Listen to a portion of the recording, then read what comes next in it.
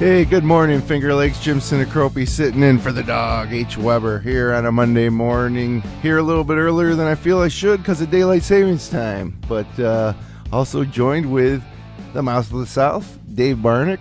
Welcome, Dave.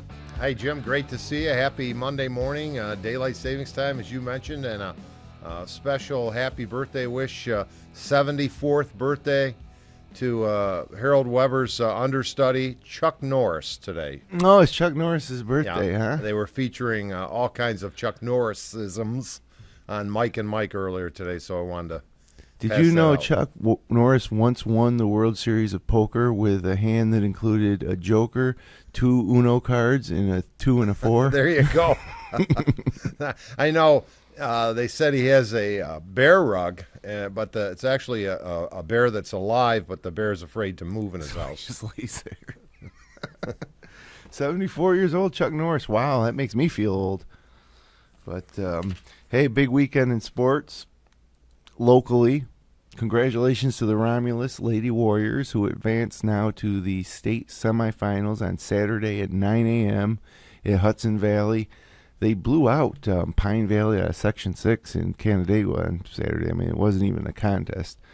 And they're the only local team still alive, and they're going to give it a good go at a Class D state championship. Yeah, they actually, looking at the recap, they trailed after one quarter of play and just went to town against a traditionally strong Section 6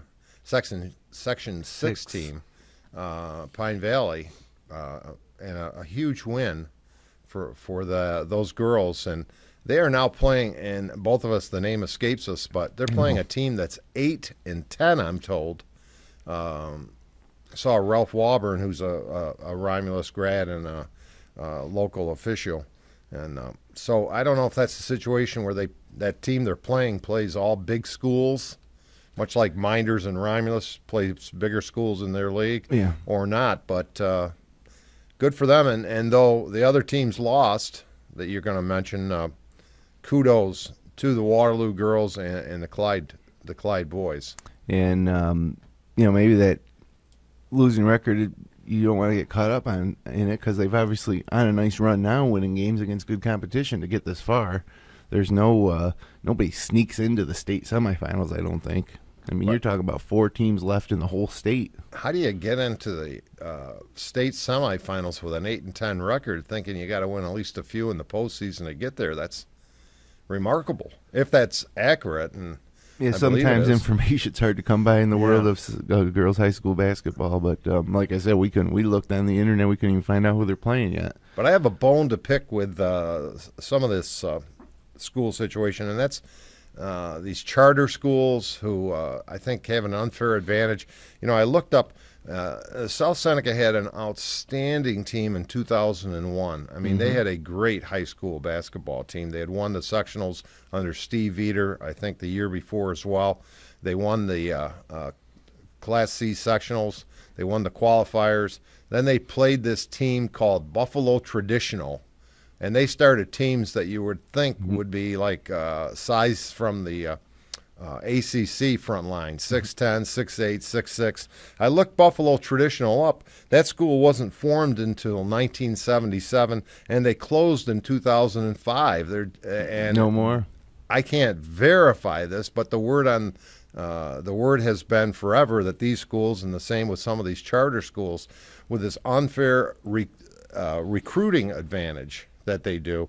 And you and I saw just how dominant Clyde was in their victory over Calmum a week ago. Right. And for them, they lose to Middle Early College this weekend out of Buffalo. And then Middle Early College. I think it's time to retire or put in a different class some of these schools. Middle Early College has been 6 years that they've been around, and they've gone to the state semifinals in Glens Falls 3 of those 6 years. So, you know, the thing is these private schools or charter schools, they can recruit people from outside the district to come play for them, and, you know, a public school can only field players that live in the district. So, obviously, there's discrepancy. And I look at, for instance, Geneva last year. Probably had a better team than they had this year. They won the sectional title this year, but they run into Aquinas. Geneva had 2 losses all of last year, Aquinas and Aquinas. Aquinas in the regular season and Aquinas in the postseason. So, and Aquinas is a private school. The other thing that does is it calls to mind when teams used to go through the states, there was some question whether they would go on to play that following weekend against the New York State Federation of Schools because It was the same deal. And you have to give kudos to Matt Furkey, Kevin Korzaneski, Pat Prain, Mark Scalzo, Billy Grant, Pat Prain, I think I mentioned him, not Scott Anderson, Jerry Anderson, because they chose to go and won that game, finishing undefeated, as I recall things. Yeah, and they could have just ended with the state title and everybody would have been happy, but they put that undefeated record on the line. And they did, but again, it bears the question, where's the fairness in all of this? But nonetheless, congratulations to the teams that competed so well in Section 5, especially locally.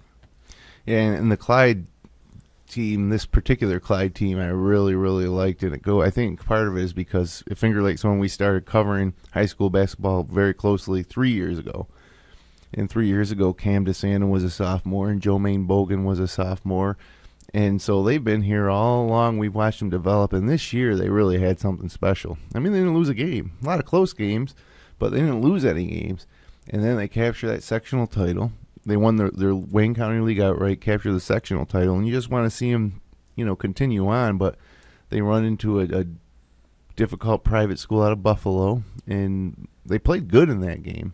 Clyde played really well in that game. It just was a little too much to handle. A lot of size out of Middle Eastern College. Middle Eastern College. Yeah, that's right, Middle Early College. That'll be next with the oil embargo. That's what we can do. Right. But I really liked the Clyde team, too, because what impressed me was not only their athleticism, but their discipline and unselfishness. And what I was telling people, including yesterday, their 2 big guys love to give the ball up to each other and their other teammates. Joe Fanil, a great athlete, and that Turner did all the, and I mean this kindly, dirty work inside with the rebounding and defense. Block shots, and Turner's coming back. He's just a junior, but the other 4 starters are gone. And then Jason Doig was the 5th starter. Handled the ball a lot, didn't shoot a lot, set up his opponents. He had 7 assists against Middle Early College, and they were just a really good team. And you take that run as far as you can, and now it's kind of sad that you're not going to see Cam DeSanto or Joe Maine Bogan play high school basketball again. I think the community needs to reach out. I wish all communities would do more of this and do the nice little post-game dinner and celebrate the efforts. What's kind of odd in Seneca County is all 4 of the girls' teams had anything from good to great successes, with Romulus continuing to play. All 4 of the boys' teams struggled, with the Minders team having the most success at close to 500. The other 3 teams well below 500, and the Romulus boys not winning a game. Yeah, really, it's a stark contrast, I suppose. Usually it's the other way. Either both teams are bad or both teams are go, as I've noticed the cycles over the years. But we'll see what happens. Things change. And, again, kudos to all our local success stories. And definitely good luck to the Romulus Lady Warriors in Hudson Valley on Saturday. We'll all be keeping an eye on you and rooting for you in that game. And they're 2 games away from a state championship. So got a lot to talk about today in this half hour here, Dave. We got Syracuse back on track. The ACC brackets are set. We'll save that for after the break because that'll probably take up the whole second half of the show. Yeah. A couple things to touch on before then. Phil Jackson might come and coach the Knicks. That's Phil Action Jackson, not coaching, general manager and GM, control. GM. And I was listening to Mike Lupica, I think correctly say this will continue to be a disaster. He's, we don't know if Phil will accept. Yeah. Why would he want to? He's 68 going on 69. He's had no general manager experience. But the Knicks are a mess, even though Carmelo, despite the critics, is having really an awesome year, but not much around him. And obviously, one of the reasons they say Jackson coming in is because that'll help Carmelo stay in New York. You know, if you're the Knicks and you lose Carmelo, then where do you go next? I mean, Yeah, they're talking about the Bulls possibly getting him with and that would be Noah, and if Rose were to come back, that'd be quite a trio of turning that team into a contender. They have great coaching with Tim Thibodeau. that would be good for Carmelo, I think. I mean, I think New York is kind of toxic. The New York Knicks are kind of toxic. I think that, you know, even if you get Phil Jackson, you know, it's no guarantee. They're so far from, and it's been so long for the New York Knicks that, you know, if Carmelo went to the Chicago Bulls or the LA Lakers, as has been rumored too as a possibility, I think he'd be better off, better chance at. But I would love to see him stay in New York. I like the Knicks. I mean, theoretically, I like the Knicks. Well, his deal is how much would he want to even spend time in New York? He's kind of one of these Northwestern, like Montana, I think, guys. But it'd be great marquee value. But the guy that gets a lot of criticism is James Dolan. So he can promise a lot of autonomy and control to Phil Jackson. But other than the big name and giving him big bucks, how much of that control would he really be willing to dole out? I would say you'd have to dole it all out, because if you're Phil, you know, if you're going to bring Phil Jackson in, the Zen master, you know, give him control, let him drive the bus and see what happens. Obviously, nothing you've done over the past since you've been there has been successful. I mean, remember when Isaiah Thomas came on and coached the Knicks? Absolutely. It's just been a clown show for what should be one of the greatest franchises in this country and in the city. Because we know what the greatest franchise in NBA basketball history is, the 17-time world champion. Oh, I thought you were going to say Boston the Celtics. lost Showtime Lakers. I thought you were going to say. The Lakers are right up there, I have to admit. Now, this is good to contrast the Celtics with the Knicks, because the Celtics are rebuilding now. And I have no doubt that within the next 3 years, they're going to be back. Yeah, I think they'll be, barring a lot of mishaps. I like the chances Danny Ainge is taking to rebuild that team. And he's got a couple of, obviously, Rondo, who had 18 assists in a victory against an improving Detroit team last night. But they have Sullinger and that Kelly Olynyk from Brigham Young, I think. Showing signs. Sullinger, they're saying, was the steal of that draft. Well, was he second round out of Ohio State? No, late first he round? was later first round. Yeah. Because of the back issues. He went a little later, and he's proven to be a up-and-coming star in the NBA. And they have draft picks this year? The next couple of years. Here's the other thing with the Knicks, of course. They're probably not going to make the playoffs. They're in the lottery. They don't get their own. It goes to Denver. It goes to Denver.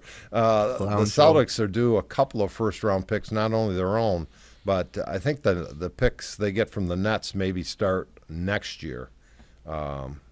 So everybody's they're saying this is going to be the deepest draft in many years. I hope, as a Syracuse fan, it's not quite as deep as people are speculating. Or because it's so deep that our guys decide to hang on next year for maybe improve their position. Right now, I would take one out of the two, although you obviously hope for both Ennis and Grant to return. But I have a good feeling that they're both coming back, to be honest with you.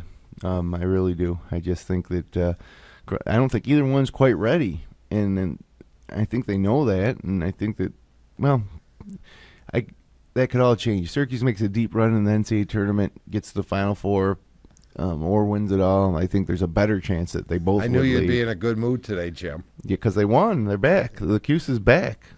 And full strength. Tiger Woods has a bad back and is not back, despite all the attention given to him, until finally someone else wins that tournament.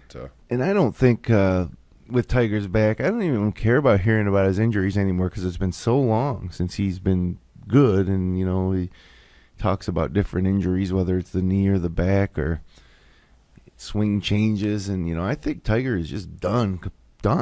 I mean, maybe he catches fire at one major, but there is no way he catches Nicklaus's record now. Wouldn't you agree? Well, I've never been I appreciate his talent, but I'm not a Tiger fan, and I am a Phil Mickelson fan. So I hope That's true, and obviously with every passing non-winning major, his chances, or Jack's chances, Right. of remaining atop the all-time major winning board are enhanced. Yeah, and there's just so much young talent coming up now, too. As every year he gets older, it gets even harder, and he's not even coming close, to winning majors. Yeah, and it was a nice story. We're doing the agreed. same thing that bothers me. When they have a golf story, instead of saying who's leading, who's winning, the first Tiger. story is always Tiger. And Patrick Reed, strong young guy, kind of chunky, won a tournament earlier with his wife caddying for him. And now the brother is caddying temporarily because his wife is expecting the couple's first child. So he got a big win. He's appreciative of the talent and competition out there, but he's also very confident. So maybe hearing more from that young man. And I watched it down at Doral. He was, that was a big tournament. He won. It was a World Golf Championship tournament, which it's not like the old Doral Open, which was a fairly big tournament as it was, but this is actually. And the future governor of New York was there, right? Who's that? I'm just kidding. Oh, Donald Trump? Well, he flew his helicopter, and he's got a helicopter landing pad right on. Did you watch much of the golf yesterday? I had it on. I watched quite a bit of it, yeah. Underneath the golf hat, did his blonde hair a little green to you? Like maybe it was a bad dye job, or it was just my. It could have been. You never know. I mean, you wouldn't think that he would have any bad jobs. I mean, he can spend as much money on his hair dye as anybody. Yeah, he's getting a lot of attention in New York these days. But anyway, on the golf scene, I guess he oversaw some tremendous improvements to that course, and it made for a good tournament. New York will not elect Donald Trump as governor. I promise you that. I would agree with that. He seems like he's going to throw his hat in the ring, but I think he'll be embarrassed. I don't think. I think him being a governor, even of the Empire State, would make for good talk, good dialogue. But I don't see him even actually going forward on it. But who knows? What do I know? Well, Dave, let's step aside, hear from the sponsors, come back, talk Syracuse basketball for the rest of the show. Something I'm excited to talk about because I feel like we've kind of gotten back to full strength and are ready to move ahead. Upcoming on Weber this week, next Monday, Brian Miller, head coach of the Geneva Panthers, will be in. Week after that, he's got two more basketball coaches in, Zach Young and Eric Kuhn. Lions, boys, and girls varsity basketball coaches will be in. And, those will be two shows you don't want to miss. But for now, let's take about 90 seconds and hear from the sponsors that make this show possible.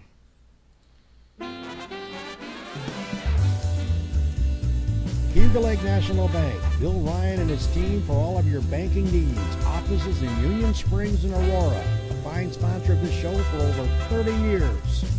TA Liquor, Seneca Falls. Amy Padula and her great team will find that right spirit for you every time. Tell Amy the dog sent you. Steve Wadhams, Wadhams Enterprises, your employer of choice. Proud supporter of this show and local athletics. Steve Muller Motors, smullermotors.com. Quality, affordable vehicles, both foreign and domestic. Bob and Leslie Oman, owners of the Oman Theater, in Lions as well as the New York Pilots, a minor league baseball team with a major league ballpark. Lizard's Tailgater Lounge, Waterloo. Best Mott Sticks around, where you can enjoy a drink and some laughs. SenecaFallsCountryClub.com. Awesome 18-hole layout, offering a 12-month payment plan. Home of the toughest par 4 in central New York. That'd be number 16. Wilson Press, WPress.com. Seneca Falls. Rich Ricky, my good friend, and his team can handle all of your printing and mailing needs. Rich Ricky, Wilson Press, a fine sponsor of Weber This Week.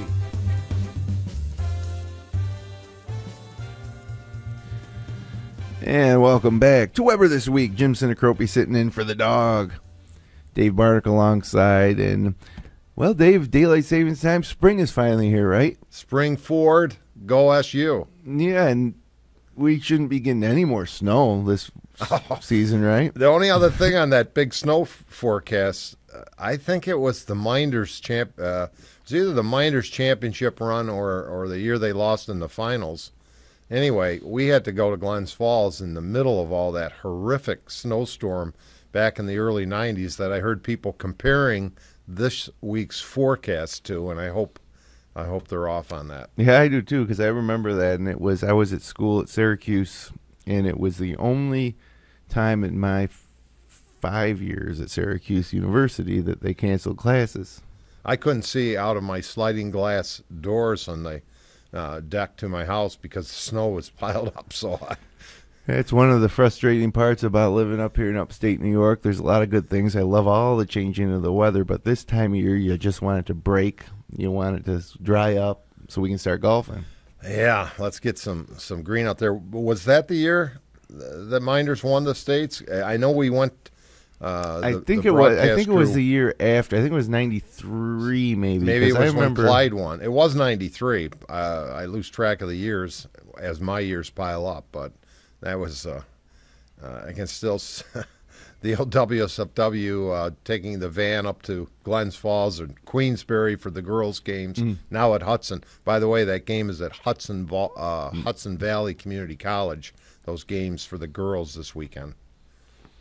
Okay, well, sky was falling, everybody giving up on Syracuse, wanting to see Boeheim fired, some people maybe. And, geez, guess what? Jeremy Grant gets healthy, they're at full strength, and it looks like all systems go again against Florida State. Easy win yesterday on the road. Well, relatively easy. I don't think Jim Boeheim would describe it as easy, but an impressive win. But, you know, what I think is more remarkable or telling, even if they had lost another game and we were all shaking our heads, they didn't. We're happy about that. Grant came back super strong. But all the so-called contenders for the NC2A title this season, just about all of them who played all weekend lost. Arizona lost. Virginia lost. Kansas got crushed at West Virginia despite Wiggins being put in a tremendous, I think he had 41 points. Wisconsin, people were starting to mention them. That's Dick Bennett, the father of the coach of University of Virginia. Yep. They got beat at Nebraska pretty good. And Michigan State, who's supposedly getting healthy for their run under a coach that gets a lot of respect, and he should, but they got beat at Ohio State by a bucket. So Virginia lost to Maryland. Yeah. I don't know if you mentioned that one. I did. Yeah, that's college basketball for you. That's why I try to maintain a little bit of level head when Syracuse, after winning 25 in a row, loses 3 of 4. I mean, it's just the nature of the game, and that's what's also frustrating heading into the NCAA tournament. You can have the best team in the country, like 1990 when we had Derek Coleman and Billy Owens, and we were top ranked, and lose to Richmond, and it's just that over. Was awful. So but I'm a law of averages guy, and so I think if you take the last 5 years of Syracuse basketball, we've had really, really good teams, and we've had bad luck. Fab Melo out, academics, Lorenzo Onuaku out with injuries, and now this year Jeremy Grant's injured. But I think that law of averages would dictate that we make a run this year. Yeah, the year I agree with you 100% on those injuries. They were unlucky to not make another Final Four and perhaps get another championship.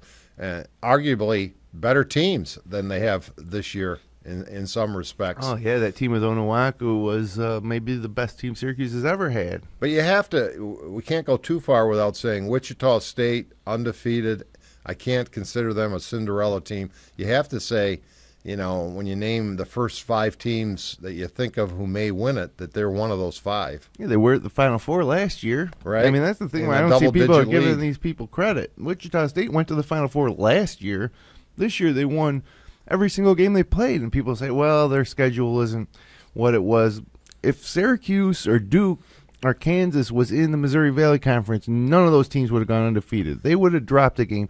Just like Duke lost to Wake Forest this week or last week, and you know Kansas lost to West Virginia, and Syracuse loses to Boston College and Georgia Tech.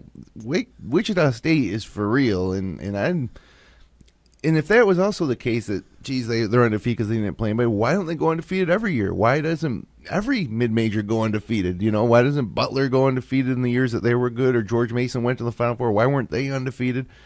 I think it's special. I think Wichita State's a special team. They got 2 NBA players, and they're my number one team in the country right now. Well, you know, the general public looks at some of the teams, especially around here, that Syracuse plays. But what I've been saying for a number of years, every team on the schedule, every team, I'm not talking just about the Dukes and North Carolinas, the Fordhams, right? They all have talent. They all have a couple of kids. If they get hot, you're off a little bit. They're playing their A game. You're down to your B game. It's a close contest. I mean, Syracuse struggled early against a Cornell team, ended up winning fairly easily. Cornell team that won 2 or 3 games the entire season this year. And we were losing at the half to them. And, you know, University of Virginia, had they not lost to Maryland or if they win this tournament, I like the way that team plays, but I see flaws. They don't really have a great score or scorers. Right. I like that Kilpatrick in Cincinnati. That's tremendous. Cincinnati's a good Rutgers almost beat them. Yeah. Yesterday or Saturday, whatever day it is. I watched yet another game. It's a fine line. I think part of it's because obviously you don't have guys like Patrick Ewing staying and playing their senior year, you know, or any. These guys are all gone now. And back in the 80s, when you had guys like Ralph Sampson as an upperclassman, or Hakeem Olajuwon, you know, great players who played as upperclassmen. Now they're gone. Like, there's Jabari Parker's not going to be a junior at Duke. He's not even going to be a sophomore at Duke, you know. And so we keep our fingers crossed and hope that guys that are on the next level, like Tyler Ennis and Jeremy Grant, maybe will stick around. But there's opportunity for those guys, too. Well, in the NBA. Some people argue Ennis is already at that same level, not the scorer, of course. I hope he returns too. But the Syracuse team, it was great seeing Grant back. He went down hard a couple of times. I know we were probably all holding our breaths. Bounced right back, played super. But I think what makes Syracuse successful when they're going is the way those pieces all fit together. Right. And when you know, they are greater than the sum of their parts, or the sum of their parts is greater than their individual parts, is what I meant. They can't miss Ennis, Fair, or Grant. They need all 3 of those guys, without a doubt. They also need Christmas and Keita. Christmas disappeared in the loss to Georgia Tech, right, when they really needed him with Grant out. He played great yesterday. Presumably a tougher opponent on the road. We also need Trevor Cooney to make 3s, so we need all those things if we're going to win a national title. You know, we need them all. We can't miss one of those. Even if Keita happened to get hurt, like he's still kind of recovering, and Syracuse would be in deep trouble because there's no way Rakeem Christmas is going to go 6 games without, you know, getting in foul trouble. He's going to get in foul trouble in half the games he's in. So. Yeah. You're right. The sum of the parts, we can't do this without everybody.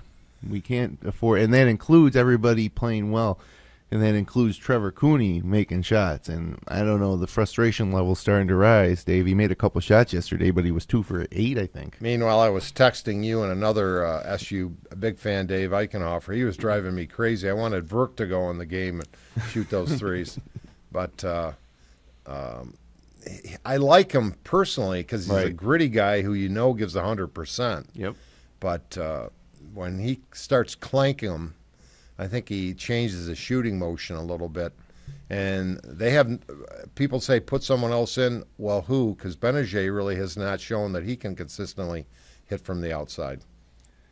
Yeah, and then Benajay I thought was kind of emerging as another shooter. He's got a good shot, but he isn't getting open for shots and he really didn't play too well yesterday against Florida State overall. But I think the thing we need to say to ourselves, each other, and anybody watching or listening is we want, as Syracuse fans, Syracuse to be successful every time they step on the court, including the ACC tourney.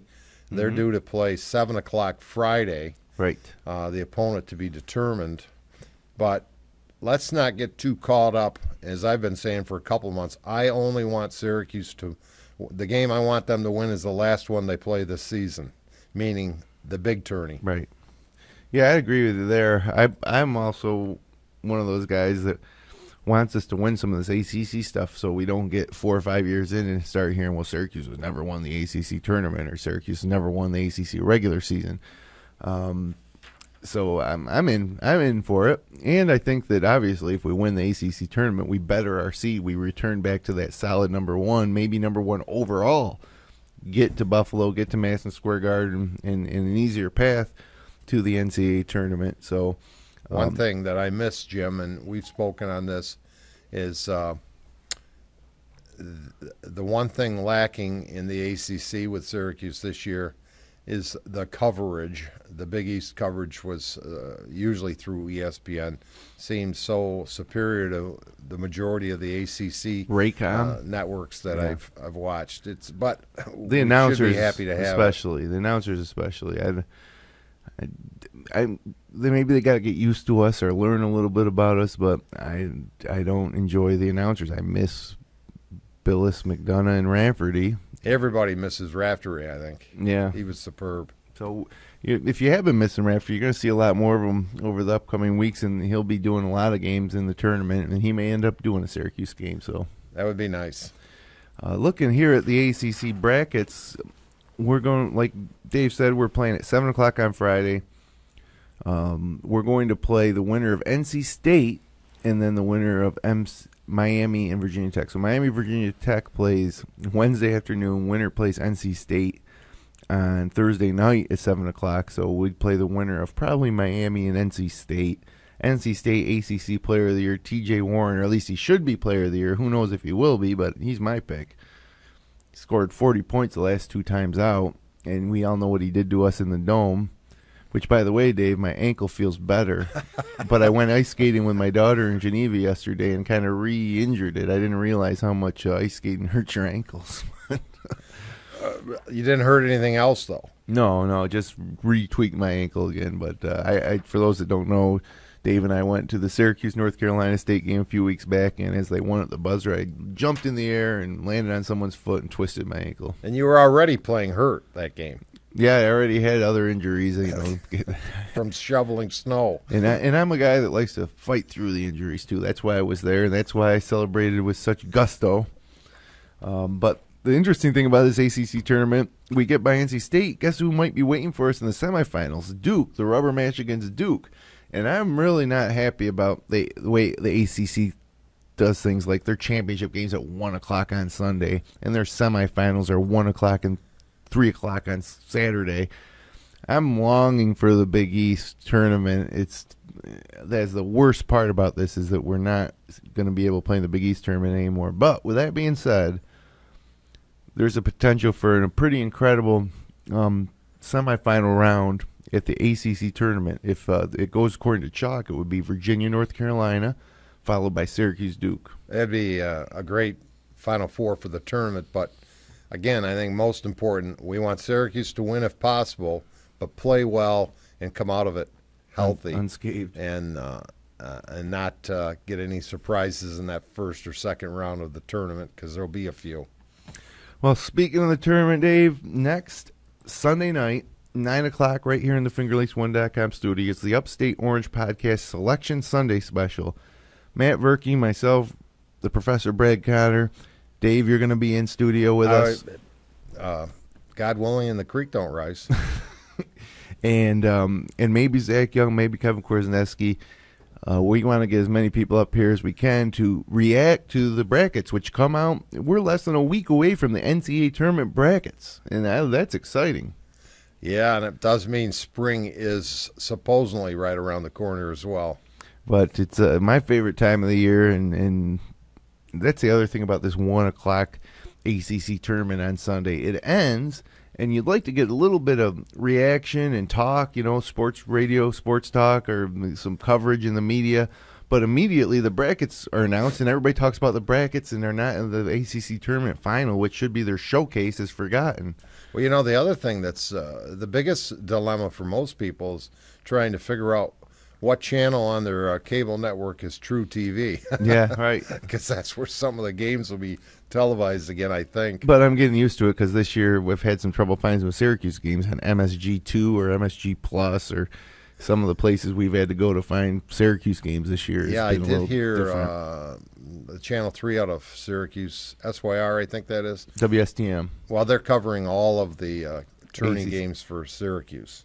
Yeah, because it's on Raycom Sports is this ACC tournament. Some of them are on ESPN, I believe. But I'm not going to turn this into a whole ACC thing. I did that last night as Brad and I hosted the Upstate Orange podcast last night. We're going every Sunday night now.